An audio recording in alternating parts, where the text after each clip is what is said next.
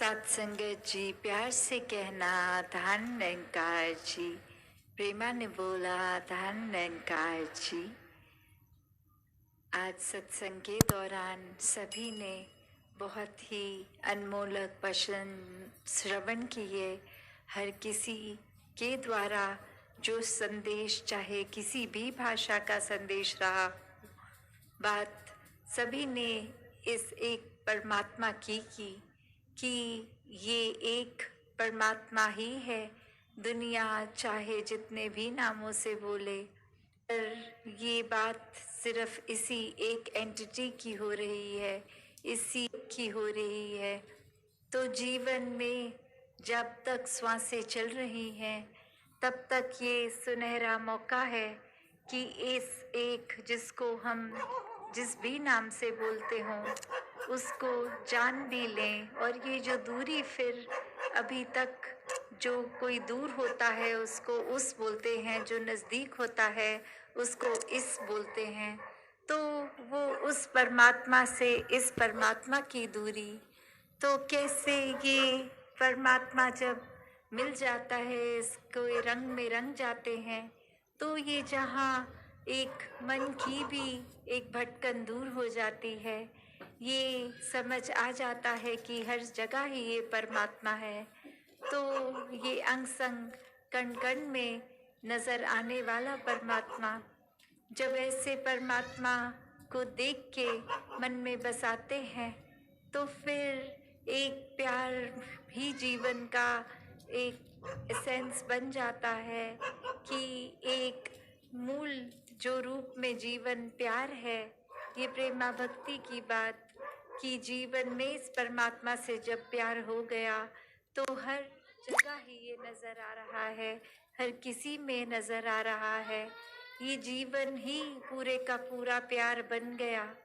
तो कैसे अपने जीवन को हर कोई एक जीने के समय, अक्सर वो जहाँ किस तरह किसी दिशा की भी बात होती है, तो कैसे भक्तों ने यही समझाया है कि जीवन को एक सही दिशा, एक प्राप्ति अगर करनी है, तो वो परमात्मा द्वारा ही है। ये जब तक परमात्मा मन में नहीं बसेगा, तब तक तो हमारी सोच भी विपरीत चलेगी। हर किसी के साथ एक स्वयं की तुलना में हम स्वयं को ही श्रेष्ठ मांगेंगे। एक किसी का नुकसान करने से पहले एक पल के लिए भी नहीं सोचेंगे कि किस रास्ते जा रहे हैं। ऐसी अनेक चीजें जीवन में होती जाएंगी, पर इंसान जिस पल से इस परमात्मा को अपने मन में बसाता है, तो उसी समय से एक भक्तिमय जीवन की शुरुआत होती है। फिर एक अपने जीवन में वो किसी के साथ अजनबी वाला रिश्ता खत्म हो जाता है, हर कोई अपना हो जाता है। हर एक में ये परमात्मा ही नजर आता है। सभी के लिए मन ये दुआ करता, हर एक के लिए समर्पित भाव से एक सेवा का रूप रखता। तो अक्सर ये जो दुनिया में आने का एक दुनियावी मतलब ही जो सब निकाल लेते हैं कि संसार में आए हैं तो खाएंगे पिएंगे मौज मस्ती करेंगे और ऐसे ही एक दिन जीवन खत्म हो जाएगा। तो एक बात की जो एक कोई भी हम धर्म ग्रंथ देख लें, वहाँ एक मनुष्य जोनि के लिए श्रेष्ठता यही है कि इसी योनि में जीवन जीते हुए एक परमात्मा की प्राप्ति करी जाती है। ये संभव हो सकता है मनुष्य योनि में परमात्मा प्राप्ति का। तो कैसे ये जीवन में आए हैं, तो अपना फोकस सिर्फ संसार में नहीं रखें कि ये घर बार है तो वो गुजरान मात्र ही है। एक इसके रंग में ही रंग नहीं जाना कि परमात्मा को याद करने का समय नहीं, परमात्मा में ध्यान नहीं, अपनी ओर एक इंसानी गुण का कोई खबर नहीं, एक दिशा ही विपरीत, क्योंकि हर समय ये माया में मन खचित है। तो कैसे एक जीवन में सच्चा एक जो अकेली चीज जो हर समय की सच्चाई है वो ये परमात्मा है। बाकी सच्चाइयाँ एक सीमित सच्चाइयाँ हैं, टेम्पररी हैं, कि अभी कुछ पलों के लिए, कुछ घंटों के लिए, कुछ समय के लिए तो कोई सच्चाई सच हो सकती है, फिर वो सच्चाई अपना रूप बदल के वो तो माया रूप झूठ ही हो जानी है। तो ये परमात्मा जो हर जगह विराजित है, इसी की ये रूप है, ये निराकार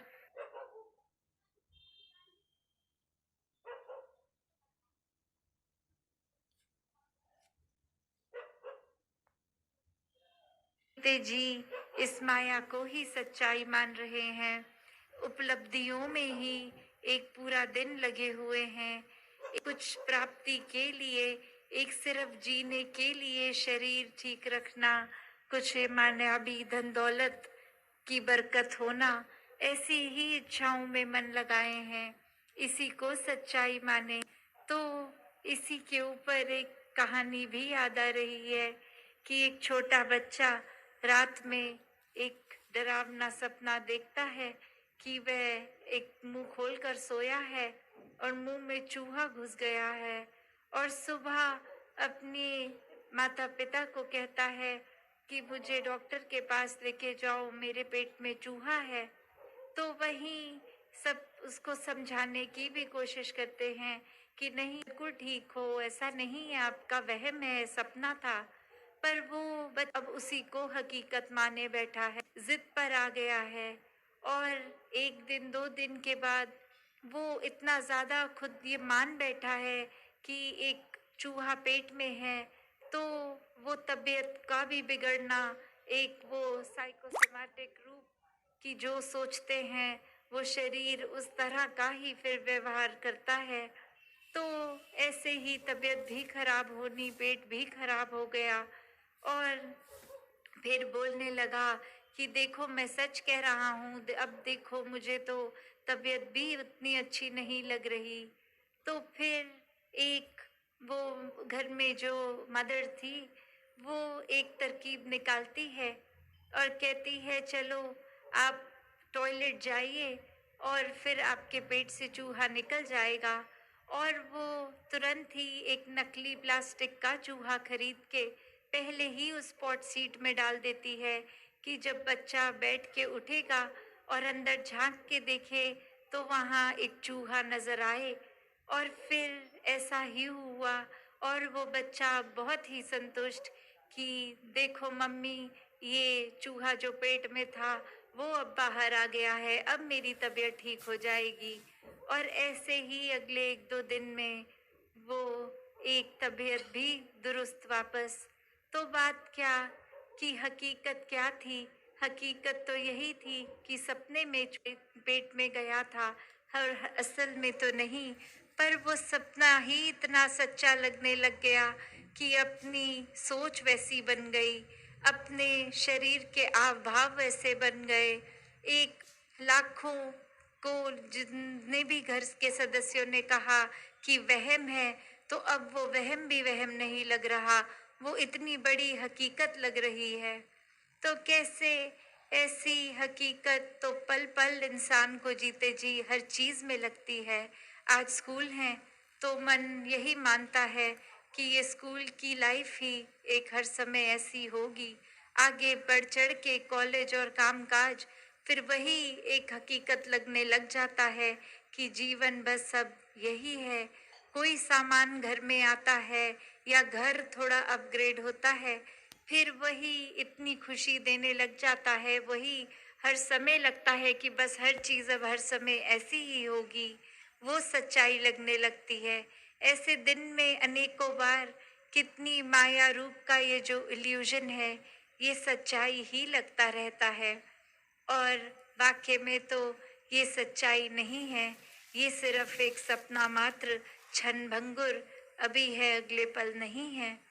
तो ऐसी एक दुनियावी झूठ को इंसान सच्चाई मान बैठा है।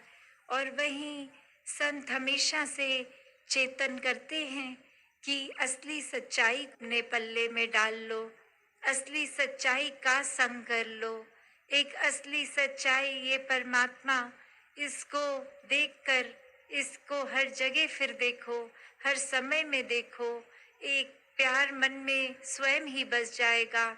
ये जैसे एक बात होती है, जितना आध्यात्मिक इंसान होता है वही वो असली मनुष्य कहलाने लायक भी हो जाता है।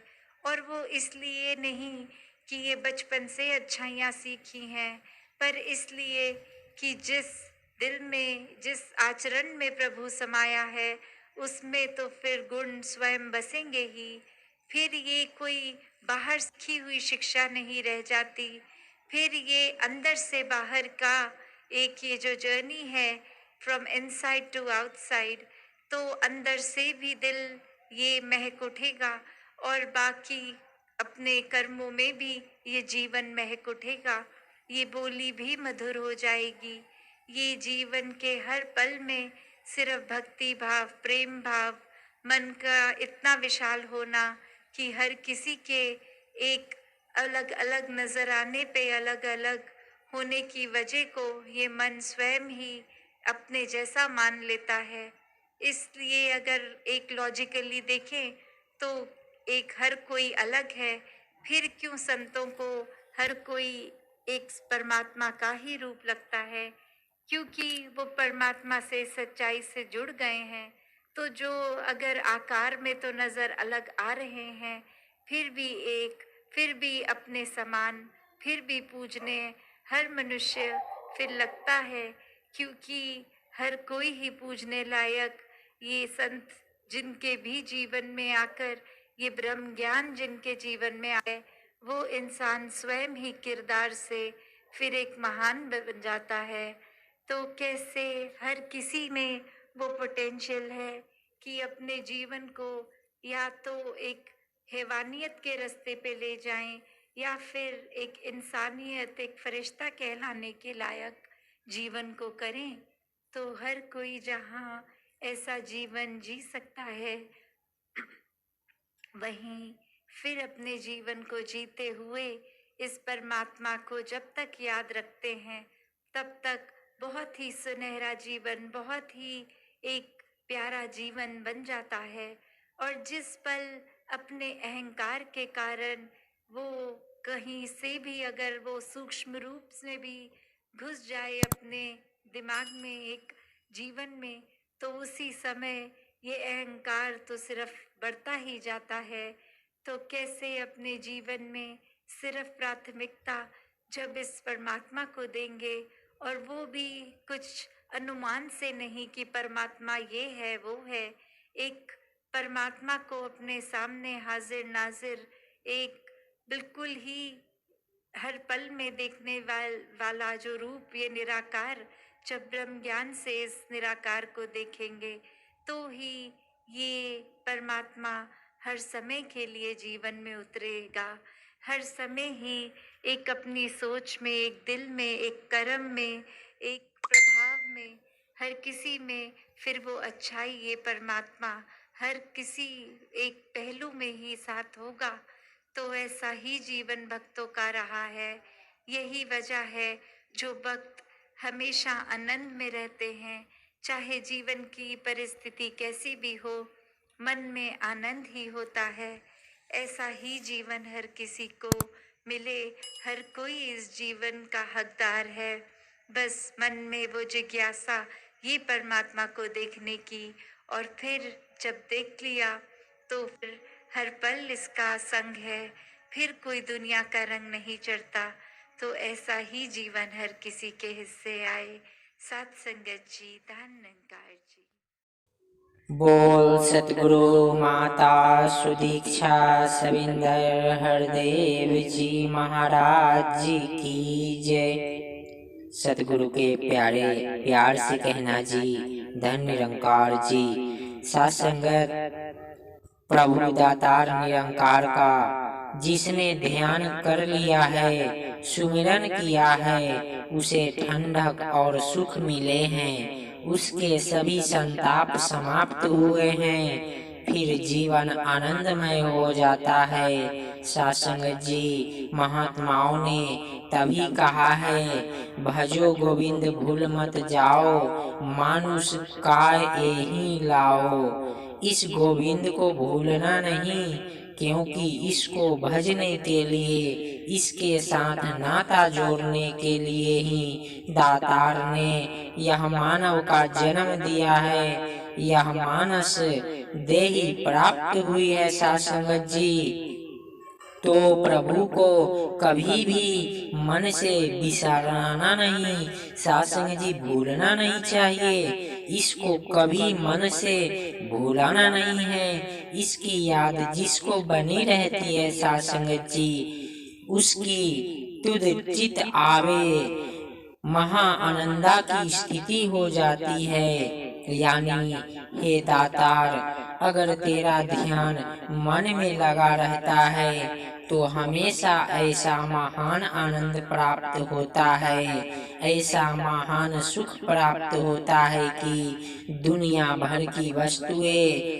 पदार्थ मिल जाए पर भी वैसा सुख नहीं मिलता। सासंग जी, प्यार से कहना जी, धन निरंकार जी। ज्ञानदीप निरंकारी यूट्यूब चैनल में आपका स्वागत है दास। आप सभी महापुरुषों के पावन पवित्र चरणों में धन्यवाद।